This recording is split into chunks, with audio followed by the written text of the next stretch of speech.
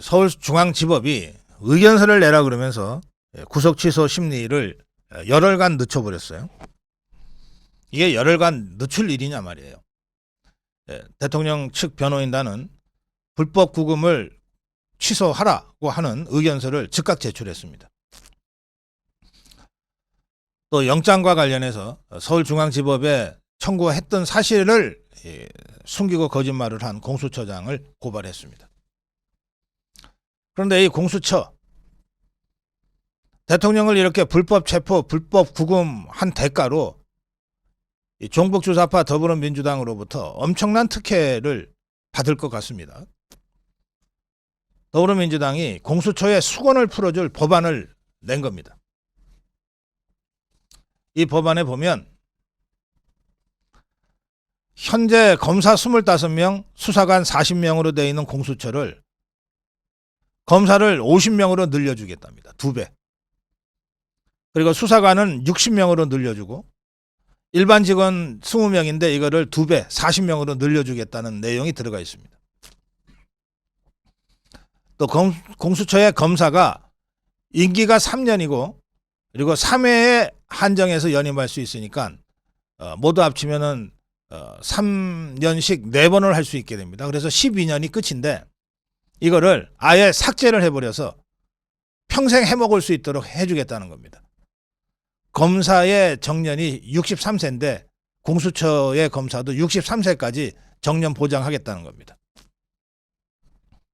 또 지금 공수처는 일반 사건에 대해서는 수사는 할 수 있지만 기소를 할 수 없어요. 기소권이 없습니다.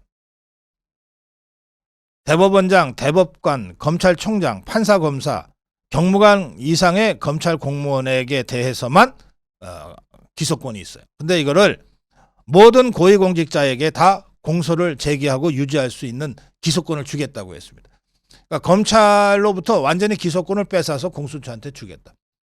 검찰의 수사권은 뺏어서 경찰에다 주고 검찰의 기소권은 뺏어서 공수처에다 주겠다. 또 예산도 국회나 대법원 등과 같이 독립된 기관으로 분류해서 따로 책정할 수 있도록 해주겠다. 자, 이 정도면 공수처 완전히 특혜를 받는 독립 헌법기관처럼 되는 겁니다. 이렇게 해주겠다 하고 지금 공수처의 불법 체포, 불법 구금에 대해서 더불어민주당이 대가를 주겠다고 법안을 제출했습니다. 아시아투데이는 사설에서 서울중앙지법이 공수처가 누락시킨 20246 영장 내용을 밝혀야 한다. 이게 공수처가 먼저 서울중앙지법에 신청했다가 기각된 그 영장. 이거 그럼 공수처가 숨기고 있으니까 서울중앙지법이라도 내용을 밝혀라. 오동훈이는 중앙지법으로부터 수차례 영장을 기각당한 후에 그 이유가 공수처에 내란죄 수사권이 없다고 하는 중앙지법의 결정을 충분히 인지한 상태에서 수사권이 없다는 것을 충분히 인지한 상태에서 또다시 불법적으로 서부지법에 영장을 청구해서 대통령을 체포 불법 구금했다. 또 공수처는 서부지법에 영장 청구를 할 때 중앙지법으로부터 기각당했다는 사실도 숨겼다. 또 공수처가 검찰에 수사 기록을 넘길 때 중앙지법에 청구한 영장 일부를 고의로 누락했다는 의혹까지 더해지고 있다. 그야말로 공작처지. 공수처는 검찰에 수사 기록 제출하면서 중앙지법에 지난해 12월 26일부터 30일 사이에 청구한 것으로 추정되는 영장번호 2024-6의 증거 기록을 누락시켰다. 충격적인 일이 아닐 수 없다. 현직 대통령 불법 구금이라는 중차대한 문제인 만큼 공수처가 숨기고 있는 실체적 진실을 중앙지법이라도 드러내서 곧바로 밝혀야 한다. 기다릴 시간이 없다.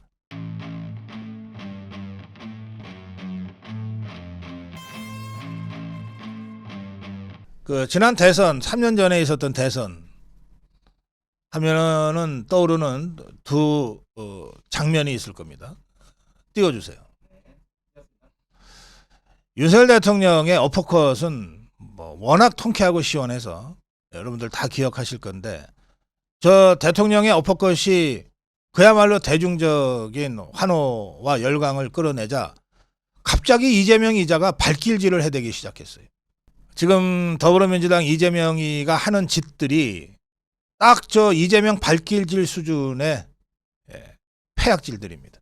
이제 내일 최종 변론이 있으면 빠르면 2주 후 또는 3주 후에 이제 헌재의 판결이 나오는데 이 최종 변론을 앞두고 민주당이 여론전을 하고 있는데 이 여론전이 딱 저 이재명 발길질 수준입니다.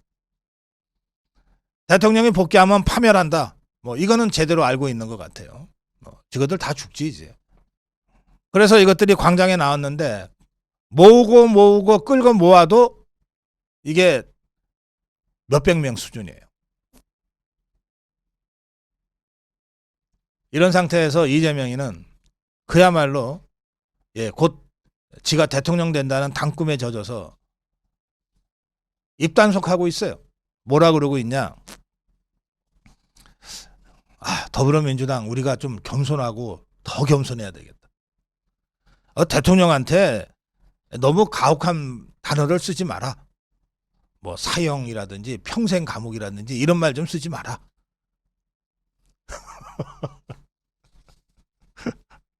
그래놓고 이자가 확 돌아서서 국민연금 개혁안 합의 안 되면 강행 통과시켜.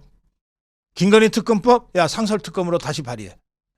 자, 이재명이가 직접 지시를 해서 탄핵 찬성 집회라고 하는 게 열리긴 열렸습니다. 이재명이가 가득 메워달라고 글까지 올렸어요. 그러자 민주당 지도부하고 의원 80여 명이 참석했습니다. 80여 명이 참석한 집회입니다. 헌재 근처에서 집회를 열었어요. 이 찬성 집회, 탄핵 찬성 집회. 더불어민주당 국회의원 80여 명이 참석을 했고 지도부가 전원 참석했습니다. 이재명이는 글만 올리고 안 나왔지만 그러면 국회의원 하나에 따라붙어서 밥 먹고 사는 자가 평균 10명씩 되잖아요. 국회 직원만 해도 9명인가 그렇잖아요. 그러면 이 직원들이 지가 모시는 국회의원이 현장에 나가는데 집에서 놀고 있을 강큰 직원이 있겠어요? 그러면 80명이 움직였다는 것은 최소 800명이 그 자리에 갔다는 뜻입니다. 자, 이것들이 다 거의 대부분 지역구 국회의원이니까 그 지역구에 있는 그 사무직 뭐 지역협의회 부위원장들을 비롯해서 각종 위원회 이것들만 하더라도 최소 수백 명씩 됩니다. 그러면 국회의원 80명이 모였다 그러면 지역구에 있는 그 당직자들 핵심 당직자들만 모여도 최소한 10,000명은 모여야 이게 정상이에요. 그런데 이 자들이 모였는데 주최 측 추산이 35,000이야. 경찰 측에는 아예 안 나왔어. 찾았는데 여기가 못 찾았어요. 주최 측이 뻥튀기해서 알린 숫자가 35,000이에요. 3,500명쯤 될래나 이게? 지금 이재명 저 종북주사파 저것들 수준이 이 정도예요. 대전에서도 한 우리 시청 앞 보라매 공원 그쪽에서 한 700m 정도 떨어졌으니까 멀죠. 꽤 먼 곳이라서 소리도 안 들리고 뭐 보이지도 않았어요. 근데 저것들이 모였대요. 무려 대전 지역에 46개 좌파 시민단체가 연합해서 집회를 했답니다. 오후 4시부터 했는데 경찰 추산 900명, 주최 측 추산 1,500명. 이게 46개 단체가 모였다는데 도대체 이게 한 단체가 몇 명씩 데리고 나온 거야 이거. 경찰 추산으로만 따집시다. 대전역 집회 경찰 추산 17,000명이잖아요. 여기 경찰 추산 900명. 이게 비율이 어떻게 되는 거야 이거. 전남 목포에서도 탄핵 반대 집회가 열린다고 제가 알려드렸는데 그러자 잽싸게 탄핵 찬성 집회를 조직을 한 모양이에요. 여기에 뭐 김용록 전남지사, 뭐 목포시장, 뭐 지역구 국회의원들이 전부 참석했는데 몇 명 모였냐? 300명. 이 종북주파 주사파들이요 지금 집단 패닉에 안 빠질 수가 없어요. 아무리 모아봤자 아무리 동원해봤자 안 모이는데 사람들이. 민주주의는 결국 어느 쪽이 더 많은 겁니다. 선거라는 게 그거 아닙니까? 어느 쪽이 더 표를 많이 얻느냐 아닙니까? 어느 쪽이 더 많이 모이냐. 최소로 계산해도 10대 1이고 대충 봐도 20대 1 정도의 숫자 차이가 납니다. 이게 민심이에요. 이게 이재명의 발길질 수준의 이런 조잡한 급조된 관제 동원 데모 가지고서 성남 민심을 덮겠다? 차라리 손가락으로 그냥 하늘을 가리지.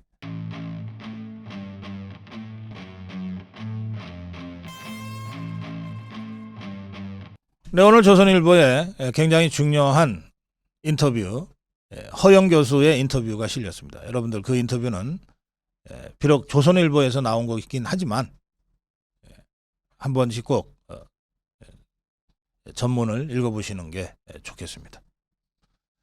뭐 그렇다고 그거 읽으려고 다시 구독하실 필요는 없고요. 그냥 인터넷판으로 보시면 돼요. 조선일보는 제목을 이렇게 뽑았습니다. 실체적 진실 규명 없이 선고를 한다고?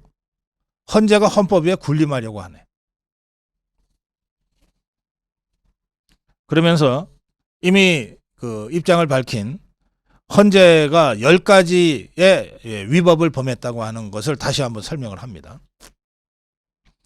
공판 준비기일을 일방적으로 지정한 것부터 피고인의 증인신문 참여권을 막은 것, 진술이 바뀐 증언을 증거로 채택한 것까지, 이게 한두 가지가 아니다. 헌재가 불법을 저지르고 있는 것이 한두 가지가 아니다 하면서 탄핵심판의 본질은 신속이 아니다.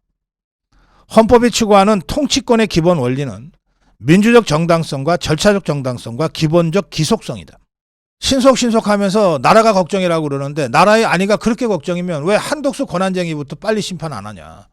현직 지검장이 일제 재판관보다 못하다고 헌재를 비판하는 거, 이거 과한 것이 아니다. 너무나 당연한 비판이다.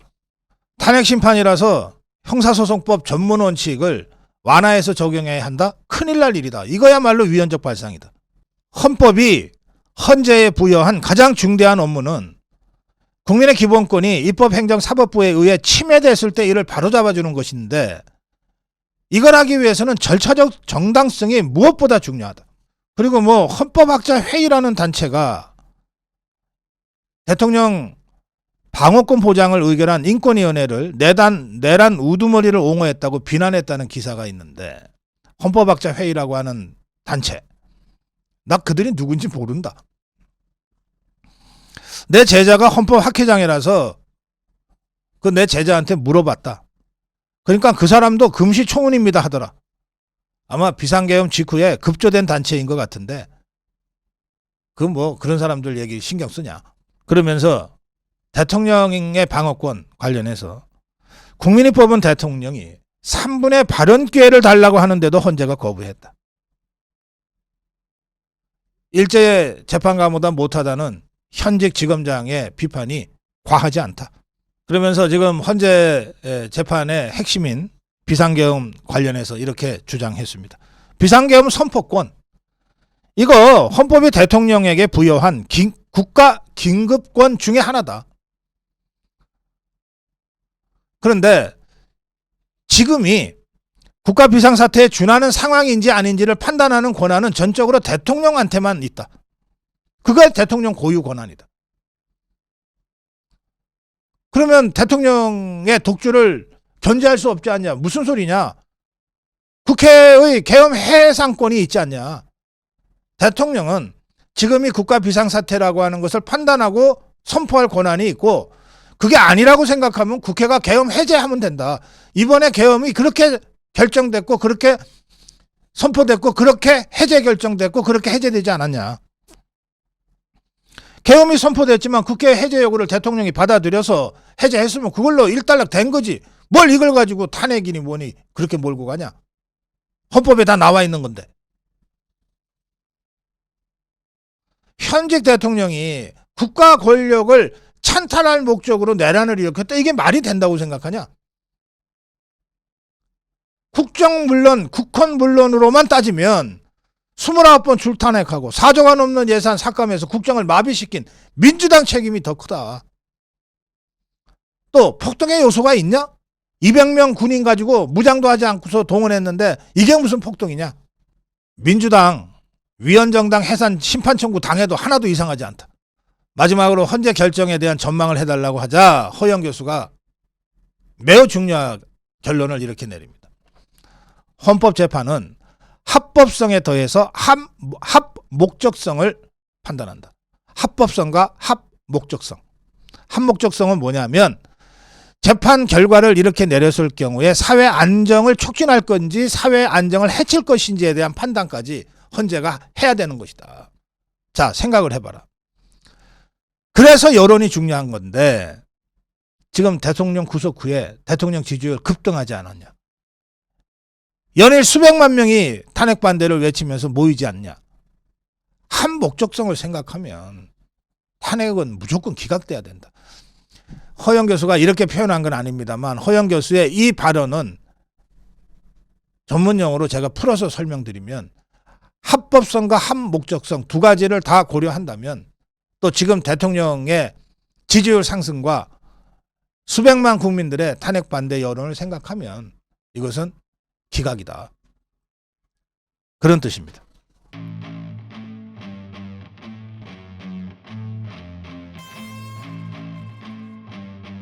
네, 정론 1심입니다. 오동훈이 즉각 구속해야 한다.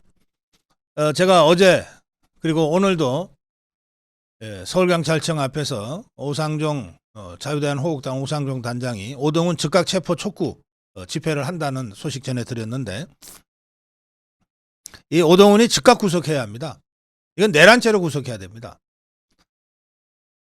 이 오동훈이가 서울 서부지법에 불법 체포영장을 청구하고 구속영장 또 불법으로 청구하고 다 그렇게 했잖아요. 근데 그때 왜 서울 서부지법이냐? 그때 정계선이라는 자가 서울 서부지법에 그 지법원장으로 있었어요. 법원장으로. 이 오동훈이하고 정계선이가 아주 각별하답니다. 오동훈이하고 정계선이가 사법연수원 동기, 우리법연구회를 같이 활동한 데다가 무려 5년 동안이나 한솥밥을 먹었대요. 아니 뭐 부부 생활 했다는 뜻이 아니고 한솥밥 먹었대요. 2010년부터 2년간은 헌법연구관으로 한솥밥을 먹었고 2013년부터 3년간은 울산지법의 부장판사로 둘이 같이 근무를 했답니다. 그러니까 한 20년 판사 경력에 5년 동안이나 같은 직장에서 근무를 한 연수원 동기고 우리법 연구에 같은 동기인 거예요. 그러니까 두 사람이 뭐 그야말로 각별한 관계죠. 그래서 이 정계선이하고 오동훈이 이 포렌식 해보면 저는 참 재밌는 내용들이 많이 있을 거라고 저는 예상이 됩니다. 특히 불법 체포영장 발부 그리고 불법 구속영장 발부 전후에서 이자들이 매우 긴밀하게 의논했을 합리적 의심이 제기될 수밖에 없는 거죠. 국민의힘에 탄핵 반대 모임이라는 원외당협 위원장 모임이 있지 않습니까? 80명이 모여서 활동하고 있죠. 이 탄핵 반대 모임이 오동훈 구속 수사해야 한다는 성명서를 냈습니다. 탐방문은 오동훈을 내란 혐의로 즉각 입건해 구속 수사하라고 촉구하는 입장문을 발표했는데 오동훈은 윤석열 대통령 체포영장 외에도 압수수색 영장, 통신영장 등을 서울중앙지법에 청구한 적이 없느냐는 질의에 공수처는 서울중앙지법에 윤석열 대통령 영장 청구한 사실이 없다고 회신했다. 이는 불법을 감추기 위해 국민을 기망한 것이다. 공수처가 지난해 12월 6일 8일 서울중앙지법에 통신영장, 압수영장을 각각 청구했다가 기각되자 서부지법으로 바꿔 발부받은 것은 공수처법 제31조를 위반한 것이다. 이렇게 하면서 이 오동훈이를 내란 혐의로 현직 대통령을 불법으로 체포하고 불법으로 구금한 자니까 내란 혐의죠. 내란 혐의로 즉각 입건 구속 수사하라고 촉구한 건데 이 탄반모 탄핵 반대 모임에 활동하고 있는 고석위원장, 용인지역 원외 당협위원장입니다. 고석위원장은 공수처법에 서울중앙지법에 영장을 청구하라고 명시되어 있는데도 우리법연구회 출신 영장 전담 판사가 있는 서울 서부지법으로 영장 청구한 것은 영장 쇼핑을 넘어 명백한 불법이다. 또 양정무 전주갑 당협위원장은 홍장원은 더불어민주당 의원과 야합해 정치인 체포지시 문건을 조작해 내란 프레임을 만들었고 공수처는 이를 근거로 수사권도 없으면서 불법 수사를 하는 등 오동훈과 동조자들은 사법 권력을 악용해 대한민국 헌정 질서를 무너뜨렸다. 이것이야말로 국가체제를 전복하려는 반역적 행위로 내란죄에 해당한다고 성토했습니다. 이 탄반모, 탄핵반대 모임의 총간사, 그러니까 사실상의 대표 역할을 하고 있는 김선동 위원장은 더불어민주당이 최근 공수처 검사 정년을 만 63세까지 보장하고 공수처 조직을 확대하며 공수처 수사 및 기소 대상을 확대하려는 것은 공수처의 이 같은 불법과 직권남용 행위에 대한 보상이다. 반드시 저지돼야 한다. 이렇게 주장했습니다. 이 오동훈에 대한 수사 요구가 빗발치자 검찰이 움직였습니다. 검찰이 오동훈 사건과 관련돼서 서울중앙지검 형사 1부에 사건을 배당함으로써 수사가 시작됐습니다. 신속한 수사를 촉구합니다.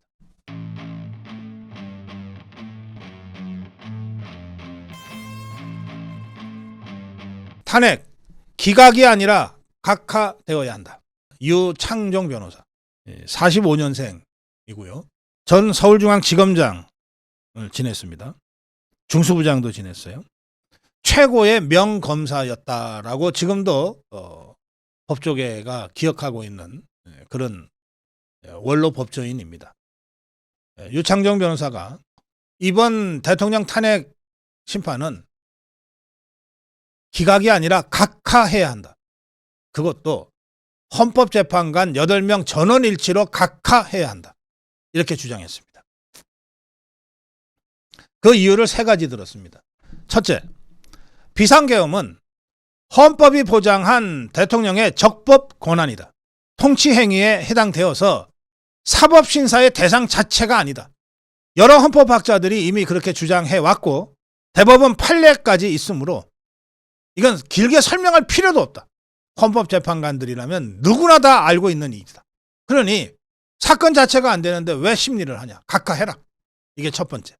둘째는 국회가 탄핵 소추를 했는데 그 사유 중에 핵심이 내란죄였는데 이걸 철회했다. 따라서 소추 사유의 동일성이 상실됐으므로 각하해야 한다. 소추 사유의 동일성. 소추할 때의 내용이 없어졌는데 뭔 재판을 하냐. 사건 자체가 성립이 안 되므로 각하해야 된다. 이런 뜻입니다. 셋째, 그러면서 이 소추 사유의 동일성을 예를 들어서 이렇게 설명합니다. 살인죄로 기소를 했는데 검사가 살인죄로 기소를 해놓고 재판 중에 갑자기 살인죄를 철회했다. 그러면 이 사건 자체를 각하를 해야지. 살인죄는 철회를 해놓고 기소는 살인죄로 해놓고 살인죄를 철회한 다음에 살인 과정에서 있었던 주거침입이 있었고 재물손괴가 있었고 이러니 이거 갖고서 파면해달라. 이거 갖고서 유죄 때려달라. 이런 거 재판하는 재판관이 어디 있냐. 사건을 다시 돌려보내든지 해야지. 이런 예를 들었습니다. 세 번째, 헌재가 심리를 종결했는데 이게 심리 미진 상태에서 종결했다. 사실관계를 확인하고 따져봐야 될 게 얼마나 더 많은데 이걸 대충 해놓고 대충 덮어버렸다. 이런 상태에서 무슨 판결을 내리냐. 그냥 각하해버려야지. 사건 자체가 성립이 안 된다. 각하해야지. 더구나 헌재가 헌재법을 위반해서 위법하게 심리했고 피소추권의 방어권을 크게 제한한 것이 명백하고 심리 자체가 제대로 진행되지 않았던 상황을 종합하면 여기에 인용이냐 인용이냐 기각이냐라고 따지는 것 자체가 의미 없다. 이것은 각하해야 한다. 헌재 8명 전원의 전원일치로 각하해야 한다. 그런데 이미 이념 편향적인 3명, 이 유창정 변호사는 좌파, 종북주사파 재판관을 3명이라고 보는 것 같습니다. 이 유창정 변호사의 주장을 인용한 소개한 이 기사에 따르면 뉴데일리인데요. 여기에는 정정미는 그냥 중간파로 분류하고 있어요. 어쨌든 3명이든 4명이든 이 편향적인 사람의 탄핵 인용 의견을 모두 설득하기 어렵다면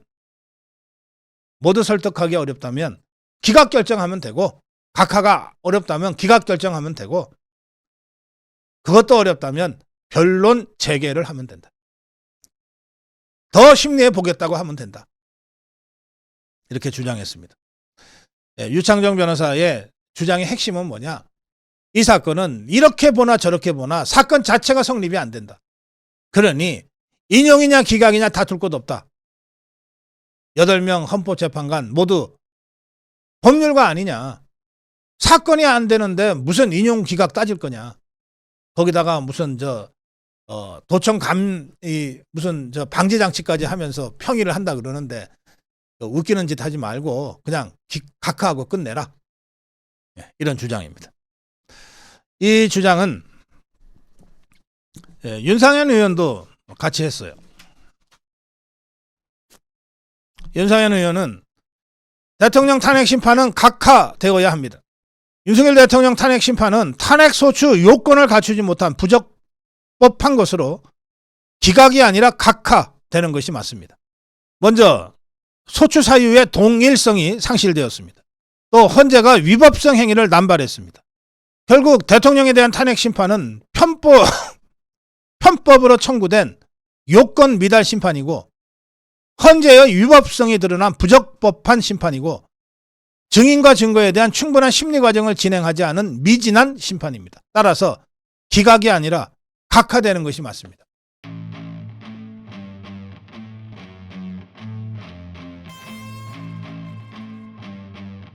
정론일침입니다. 대통령 비상계엄 정당성이 다시 한번 확인됐다. 어제 헌재는 정말 엉터리 같은 황당한 심판을 2건이나 내렸어요. 그중에 성관이와 관련된 부분입니다. 헌재가 성관이가 설사 잘못을 했다 하더라도 행정부의 기관에 불과한 감사원이 헌법기관인 성관이를 감사하는 것은 안 된다. 성관이의 독립성을 침해해서는 안 된다. 이런 황당한 심판을 내렸어요. 저는 헌재의 이런 결정을 보면서, 그러니까 대통령이 비상계엄 아니면 성관이를 제대로 조사하거나 들여다볼 수 없다고 생각할 수밖에 없지 않았겠느냐. 헌재의 어제 이 성관이 관련 결정이야말로 윤석열 대통령이 발동한 비상계엄이 불가피했고 정당했다고 하는 것을 다시 한번 반증해주는 증거 아니냐, 그렇게 평가합니다. 헌재의 결정 자체는 너무나 황당해서 인정할 수 없지만, 헌재의 결정을 보면서 그러니까 대통령이 비상계엄을 하지 않을 수가 없었구나 라고 더 많은 국민들이 이해하시게 될 거라고 저는 생각합니다.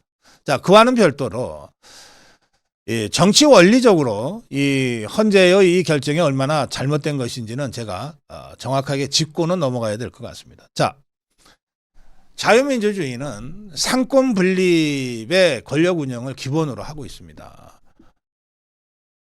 사람은 다 불완전한 존재라고 하는 전제 위에 자유민주주의가 기반되어 있기 때문에 이 불완전한 사람들한테 맡겨서는 안 된다. 그러니까 서로 간의 기구가 상호 견제하도록 해야 된다. 그래서 오류를 최소화하고 잘못이 발생돼도 사전에 이것을 체킹할 수 있도록 해야 된다. 이게 상권 분립 원리입니다.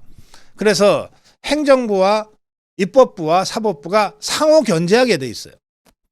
그런데 지금의 87 체제, 대통령이 개헌을 통해서라도 완전히 뜯어고치자고 한 이 87 체제는 들여다보시면 입법부는 대통령과 행정부를 거의 무한정으로 견제할 수 있도록 만들어놨어요. 대통령 탄핵도 함부로 할 수 있고, 국무위원 탄핵은 과반이면 할 수 있고 예산도 지긋들이 마음대로 삭감할 수 있고 거의 무제한의 이 견제 권한을 입법부에 줬어요. 그러면 상권분립 원리에 입각해서 보더라도 국회가 행정부를 이렇게 견제할 수 있도록 장치를 만들어 줬으면 그러면 행정부도 입법부의 입법 독재를 견제할 수 있는 장치가 있어야 되잖아요. 그런데 이 장치가 대통령 거부권 행사 말고는 하나도 없어요. 대부분의 나라에서는 이 정도 되면 대통령이 국회를 해산할 수 있는 국회 해산권을 줍니다. 이쪽에 칼을 줬으면 이쪽에도 칼을 줘야 될 거 아니에요. 그런데 국회 해산권을 없애버렸어요.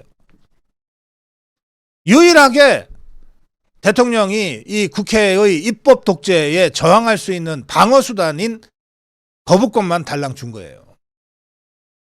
그래 놓고서 거부권 행사한다고 계속해서 대통령을 몰아세웠던 것 아닙니까? 그래서 이건 상권분립 원리라는 관점에서 보더라도 지금의 87년 헌법체제는 또 권력 운영 구조는 매우 잘못됐다. 이렇게 일단 규정을 하고요. 그런데 이 상권이라고 하는 게 입법, 행정, 사법 아닙니까? 이 세 개가 말하자면 이 헌법적 권위를 갖는 기관이에요. 그런데 여기에 별도로 헌법기관이라고 하는 특수성을 인정해 준 게 있어요. 그게 헌재와 선관위입니다. 그러니까 우리가 흔히 삼부요인 그러잖아요. 대통령과 삼부요인 그러면 대통령은 국가 원수니까 그 위에 있는 존재입니다. 대통령과 삼부요인 할 때 이 삼부가 어디냐면 입법부의 국회의장, 사법부의 대법원장, 행정부의 국무총리, 이게 삼부예요.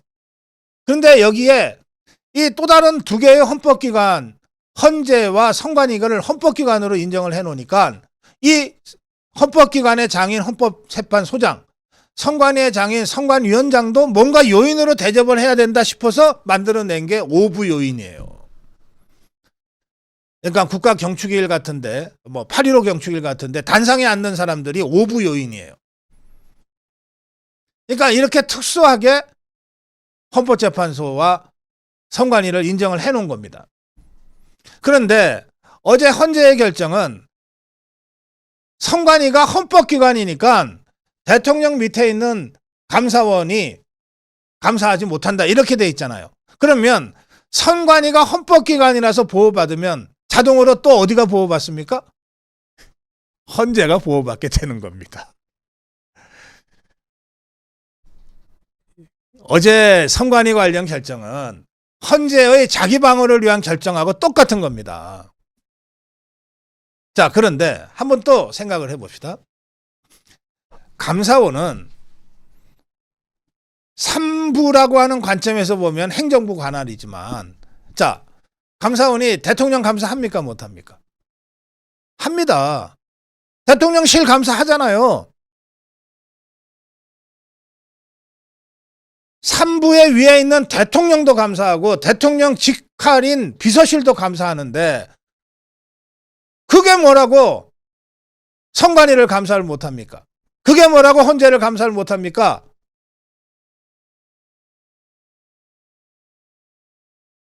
그것도 채용 비리 같은 거, 예산 잘못 쓴 거 아닌 거, 그런 거 감사하는 건데 왜 그걸 못하게 해요? 그러니까 어제 헌재는 선관위는 헌법기관이니까 감사원이 감사할 수 없다고 선언하는 그 순간 우리도 헌법기관이니까 우리도 손대지 말라고 선언한 것과 똑같습니다. 이것들이 대통령 위에 있는 그야말로 치외법권 존재라고 선언한 거랑 똑같아요.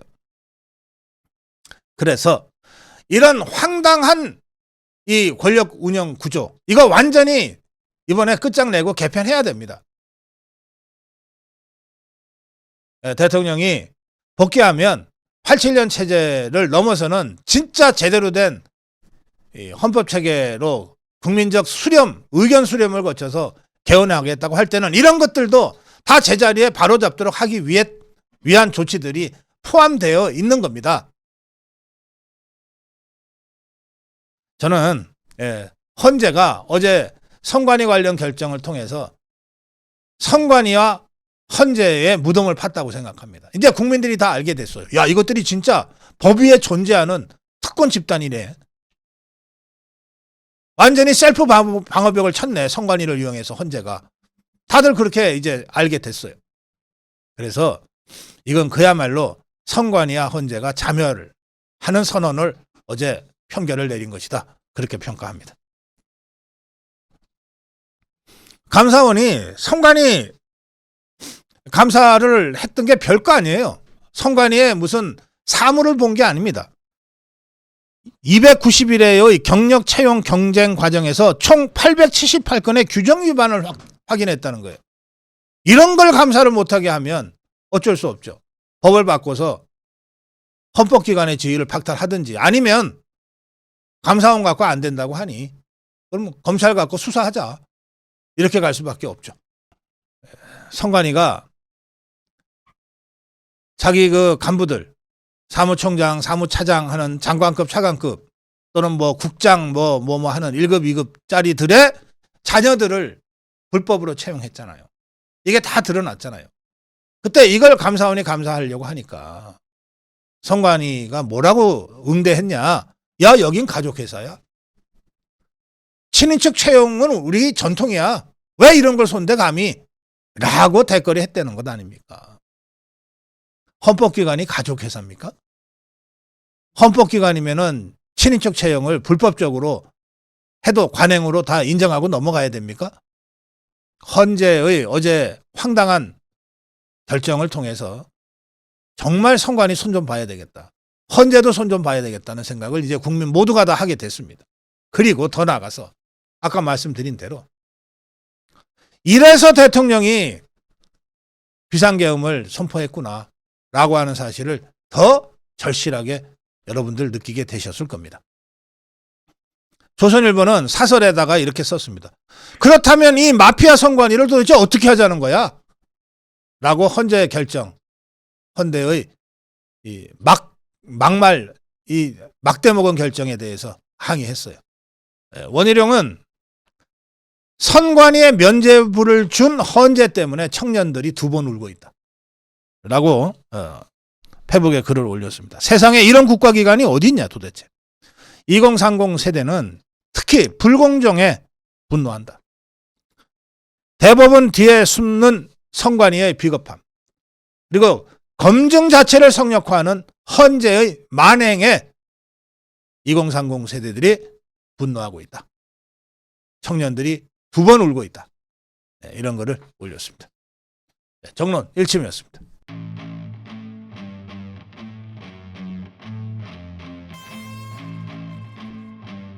네, 서부지법 자유청년들의 변호인단이 보도자료를 냈습니다. 서부지법 자유청년 변호인단은 유정아 변호사의 페이스북 계정을 통해서 남부구치소에 수감 중인 이 서부지법 사태로 지금 구속 수감되어 있는 30대 남성의 편지를 공개했습니다. 이 변호인단은 좌파 유튜브 등을 통해서 서부지법 사태와 관련해서 변호인단이 도망치듯이 변호사 사임을 하고 있다는 허위 사실이 급속도로 유포되고 있어서 정확한 사실관계를 알리려는 취지로 편지를 공개한다고 밝혔습니다. 이 편지에서 이 청년은 지금 구속되어 있는 청년은 이렇게 편지에 썼습니다.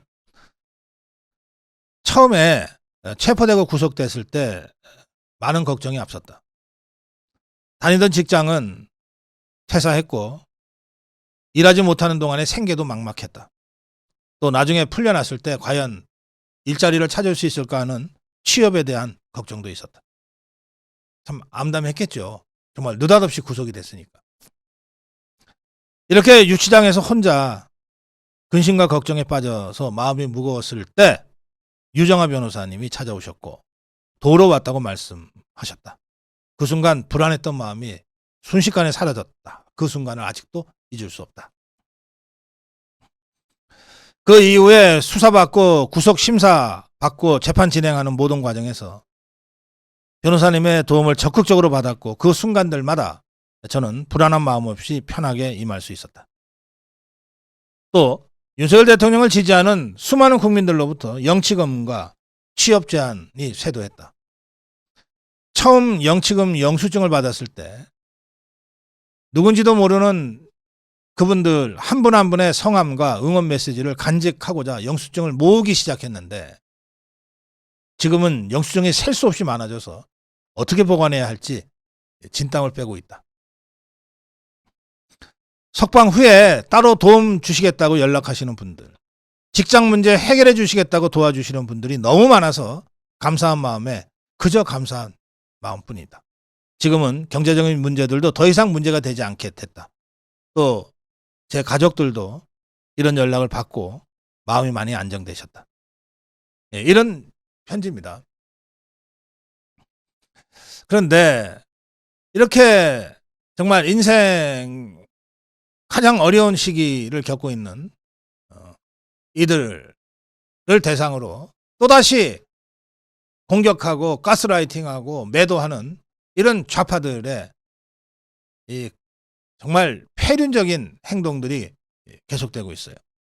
고양이 뉴스라고 대표적인 좌파 유튜브 채널이 하나 있는 모양이죠. 이자는 이 자신들이 테러한 법원에서 재판받게 된 서부지법 폭도의 변호사들이 탈출하는 중이다. 이러면서 허위사실을 게재했어요. 또 뉴스원이라고 하는 통신사의 기자와 매일경제의 기자는 이 고양이 뉴스가 유포한 거짓 사실에 더해서 서부지법 폭동러들 변호사 구하기 힘들어서 개업 4년차 변호사에게 수임료 5천만 원, 2심까지 하면 3천만 원 더 준다고 부모들이 빌고 있다고 한다. 그러나 법원 폭동을 일으킨 중범죄자들이라 아무도 변호를 안 하려고 한다더라 라는 어느 네티즌의 글을 그냥 팩트체크도 안 하고 인용을 해서 신문 언론에 보도를 했어요. 기사를 쓴 거예요. 서부지법 자유청년변호인단은 이에 대해서 언론중재위원회에 제소하고 명예훼손 손해배상을 청구했다고 밝혔습니다. 변호인단의 유승수 변호사는 허위사실 유포로 여러 차례 문제를 일으킨 친민주당 친좌파 성향 유튜브의 일방적 주장과 출처불명 네티즌의 글을 별도의 사실관계 확인도 없이 사실인 양 보도한 것은 명예훼손에 고의가 있다고 볼 수밖에 없다.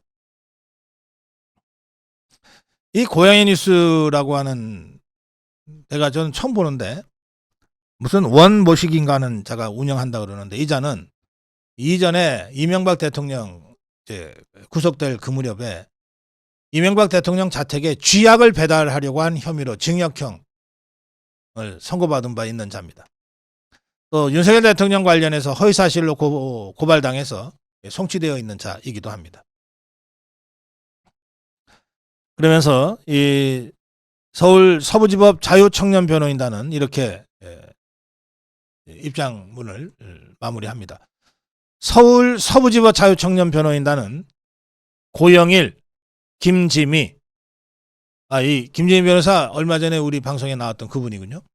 김판봉, 박병규, 박상호, 소정임, 연취현, 유정화, 이상하, 임응수, 정수경 변호사 등 20여 명의 변호사들이 참여 중입니다. 서부지법 사태 관련 체포자들은 현재 80여 명에 달하며 그 숫자가 계속 늘고 있습니다. 네, 이렇게 입장문을 밝히고 자신들의 이름까지 밝혔습니다. 이 변호인단이 공개한 그 30대 청년의 편지의 마지막 부분은 이렇게 되어 있습니다. 윤석열 대통령님 말씀처럼 이것도 사람 사는 곳이라서 지낼만 합니다. 오히려 밖에서 불의와 부정에 직접 살대고 맞서 싸우시는 분들이 저보다 더한 고생을 하실 거라 생각돼요. 마음이 무겁습니다. 기운 내시고 지금이야말로 모두의 용기가 필요할 때입니다. 우리 모두 반드시 승리합시다. 느닷없이 감옥에 갇혀 있는 30대 청년이 우리 자유파 국민들께 밖에서 너무 고생할 거다. 마음이 무겁다. 기운 내라고 하고 있습니다.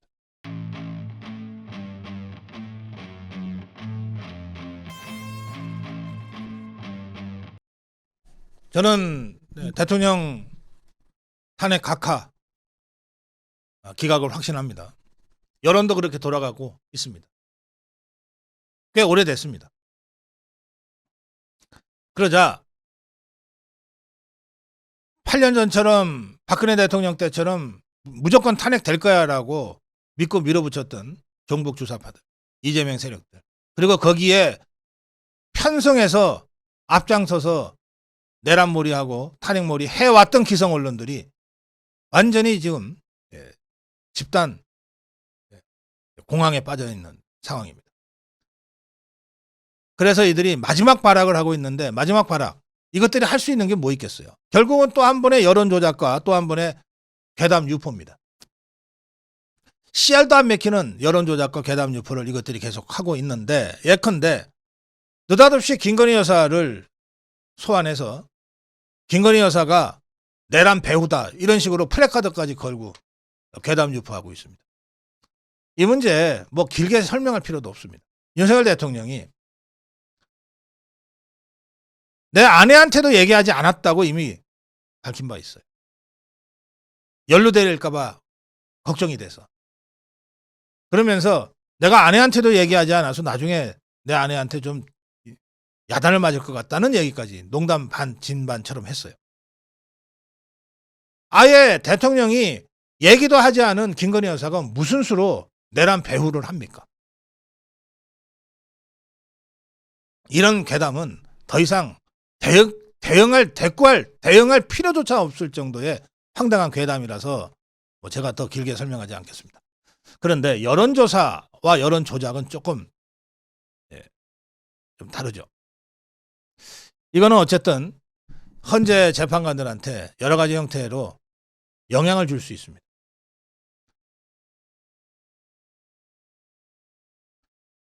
중앙일보가 보도한 MBS 27일자 탄핵 인용이 54, 탄핵 기각은 38.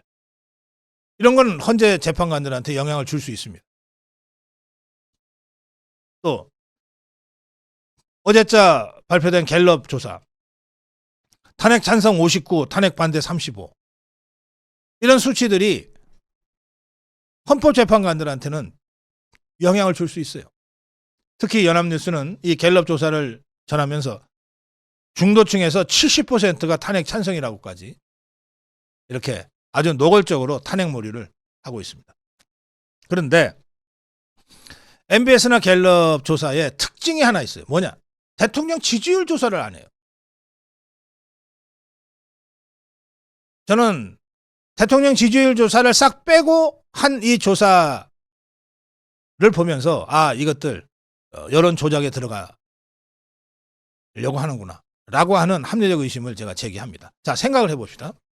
여러분, 대통령을 지지한다는 사람 중에 대통령을 지지하지만 탄핵은 당해야 돼라고 얘기할 사람이 단 한 명이라도 있겠습니까? 난 대통령을 지지해. 난 윤석열 대통령을 지지하는데 그렇지만 이 사람 탄핵 당해야 돼. 이럴 사람이 단 한 명이라도 있겠냐고요. 전혀 있을 수 없는 일이죠. 그러나 거꾸로 난 윤석열 대통령 싫어. 난 윤석열 대통령 지지 안 해. 하지만 뭐 탄핵까지 할 정도로 큰 잘못을 저지른 건 아니지 않아? 라고 생각하는 사람은 있을 수 있어요. 실제로 우리 자유파 집회에 나오는 사람들 중에도 공개적으로 그런 얘기하는 사람이 있습니다. 난 뭐 윤석열 대통령이 좋아서 나오는 거 아니에요. 그러나 이거 탄핵은 아니잖아요.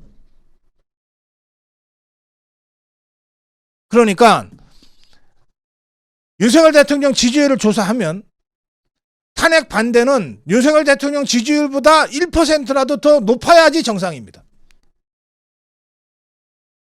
그러니까 대통령 지지율 조사를 해라 말이에요.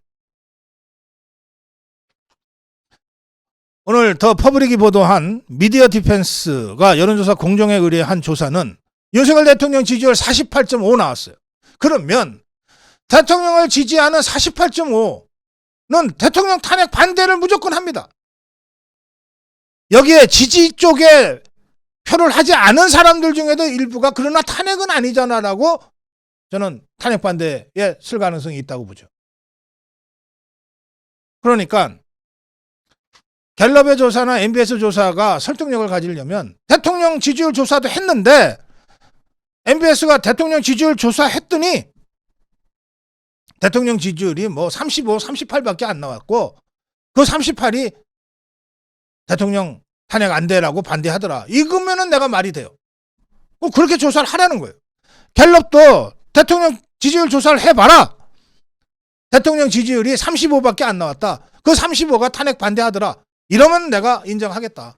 왜 대통령 지지율 조사를 빼냐?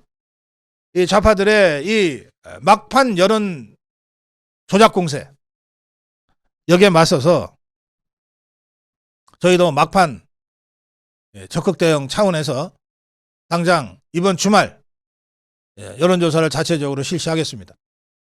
그래서 화요일 날 전국조사 발표하겠습니다. 이 조사에서의 핵심은 대통령 지지율 그리고 탄핵 찬성이냐 반대냐 그 딱 두 가지입니다.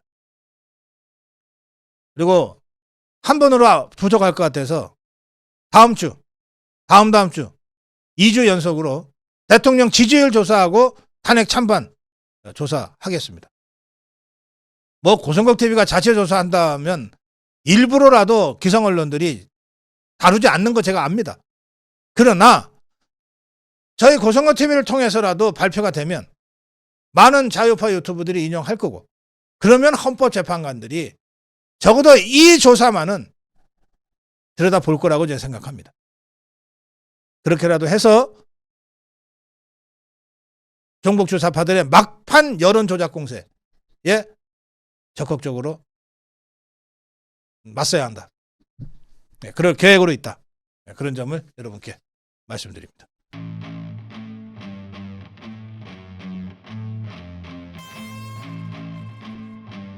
제가 오늘 조선일보 기사를 보고 정말 어이가 없었습니다.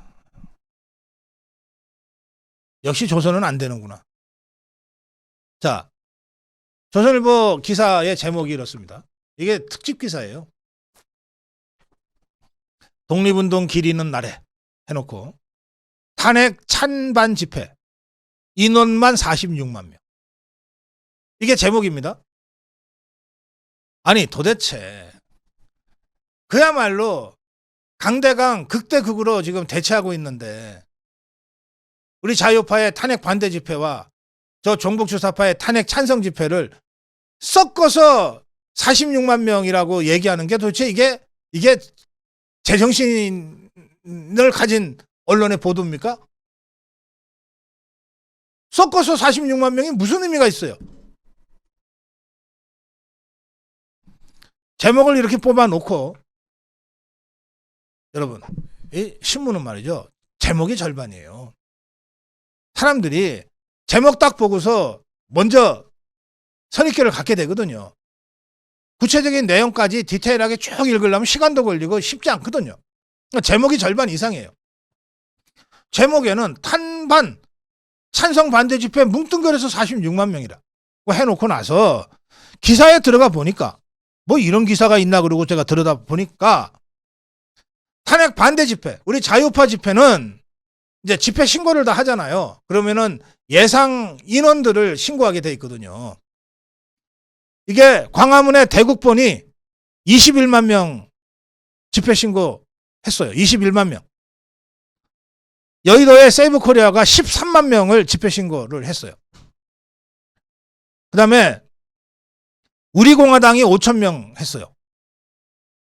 그리고 대학로에 있는 자유대학 쪽에서 5천 명을 했어요. 그러니까 요거를 합치면 단순하게 요것만 합쳐도 자유파 탄핵 반대 집회는 35만 명의 집회 신고가 있는 거예요. 그러면 조선일보의 46만 명에서 자유파 쪽에 35만 명을 빼면 좌파가 신고한 집회 숫자는 몇 명이냐? 11만 명이에요. 35대 11로 보도를 해야지. 보도를 하려고 하면 35대 11, 3대 1. 집회 참가 예상 인원 숫자가 이미 3대 1이단 말이에요.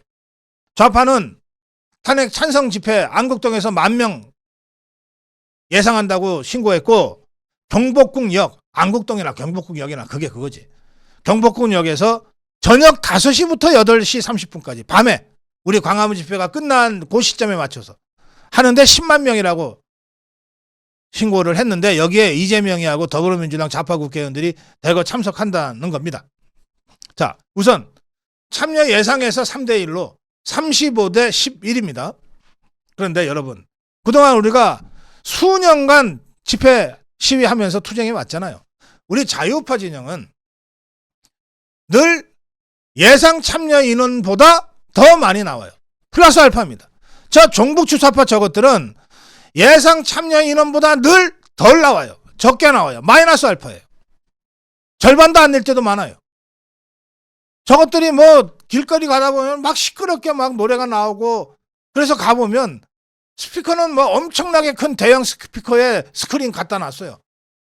야, 저 정도면은 수만 명 모였겠다 싶어서 가면은 수십 명이야.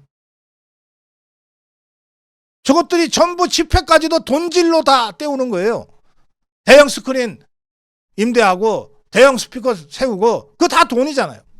그래 놓고 막상 사람은 수십 명 모여가지고서 그 짓을 하고 있는 거란 말이에요. 그래서 제가 내용을, 기사 내용, 이거 다 조선일보에 나와 있는 기사 내용입니다. 보고 이것도 언론이냐 싶더라고요. 이것도 언론이냐. 참 너네 애쓴다. 먹고 살려고. 네, 국민의힘은 오늘 집회의 개별 의원 자격입니다. 참, 이 국민의힘도 참 이렇게 찌질해서야 어디. 곧 죽어도 지도부 공식 참여가 아니래. 개별 의원 자격으로 간대요. 그러니까 윤상현은 광화문으로 간다고 밝혔습니다. 나경원, 김기현, 조배숙 등은 여의도 쪽에 세이브코리아 집회에 간다고 밝혔습니다. 뭐 저는 이렇게 생각합니다. 여러분들 마음 불편하실 분들이 더러 계실 텐데, 시작은 오늘 3.1절 탄핵 저지, 탄핵 반대 집회의 시작은 여의도에서 해도, 광화문에서 해도, 대학로에서 해도 좋다. 그 마무리는 광화문에서 하자. 그 마무리는 광화문에서 하자. 그러면 된다.